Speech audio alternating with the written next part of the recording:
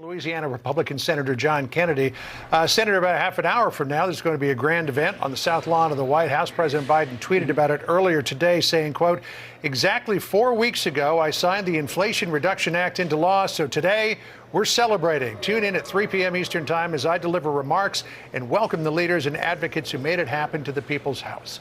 When you look at the CPI numbers today, higher than expected. When you look at the increase from last month, when you look at the increase in core inflation from last month, is there a lot to celebrate, in your opinion? Well, the White House, any White House, can always find a handful of economists to prostitute themselves and say anything the White House tells them to say. I will note that two prominent Democratic economists, Mr. Summers, Mr. Furman, have both said that inflation is gutting the American people like a fish. Certainly the stock market, the capital markets, as you pointed out, John, are not impressed with the Inflation Reduction Act because they're crashing. They meaning the markets. Look, this is what the Inflation Reduction Act did. It took $250 billion out of the pockets of the American people at a time when the economy is slowing, prices are rising, and 401ks are crashing, and gave that money to the Green New Deal industrial complex, which is going to spend that money in a way that will cause energy prices to rise without reducing world temperatures a smidgen of a degree. And it represents a gross misallocation of capital. And we're seeing that reflected in the capital markets, the stock markets today.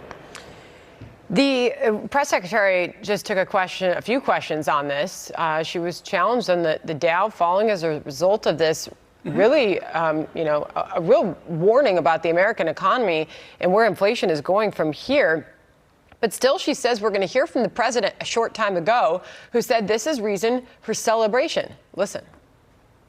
For some time now, when it comes to his number one economic priority is to deal with inflation, is to make sure that we are lowering costs for Americans, for the American people, for American families, Americans who have to come around the table, once a month in particular to figure out how are they going to pay those bills. Again, this is why the event that we're having in less than 45 minutes to celebrate and talk about, you'll hear from the president about the Inflation Reduction Act, is so critical. That is why Democrats and this president did the hard work to get that done, is to lower costs on healthcare, to lower cost on prescription drugs, and also energy costs as well. To be clear, we've had the White House on this program, Senator, and asked them what exactly will this do to the inflation everybody's experiencing? And by their own estimates, talking to economists, they're still only touting that it'll bring down inflation a small fraction of a percentage point. I mean, so we're not really talking about bringing prices down big time. And if the president, to her point, is prioritizing inflation, and this is where we are today, someone should tell him it's not working. Well, I know the president is going to speak in a little bit, but frankly, every time the president speaks, he shows us how much he doesn't know.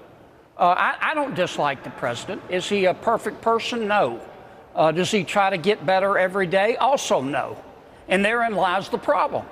The inflation that we have today was made in Washington. It was made by the Biden administration. And the things that they have been doing are going to make it worse. The Inflation Reduction Act raises taxes, once again, with prices rising and an economy slowing. He didn't forgive student debt. He just transferred that student debt from people who owe it to people who don't owe it. It's a massive expenditure, reduction of income. And all of this, if you talk to economists other than those that just prostitute themselves to a Democratic president, they will tell you that the president does not have a plan to solve the inflation problem that he himself created. And the Inflation Reduction Bill, I know why they called it that, but unless you still live with your parents, you know that the Inflation Reduction Act is a throat punch to the American people at a time when they can least afford to take the blow. It's our understanding, Senator, that the president is going to have some not so kind words for you and your Republican colleagues for not supporting this act.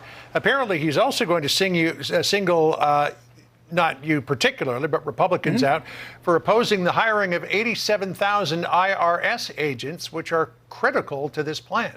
What do you say? Well, I say that the Internal Revenue Service is not exactly a model of efficiency. I can't think of an agency in Washington that's more dysfunctional. They're going to spend that money to hire 87,000 people, not to improve service to the American people, but to target them. And to give you an idea of how many people they're adding after President Biden gets through with growing the IRS will have more soldiers or agents than the Israeli army, and some say the entire army in Great Britain. And I don't think they're there to try to make our lives better. They're going to try to raise taxes indirectly on the American people, the middle class, by auditing them, and when the people can't afford to defend themselves, like hiring a lawyer, they're just going to collect all this extra money and give it to the Green New Deal.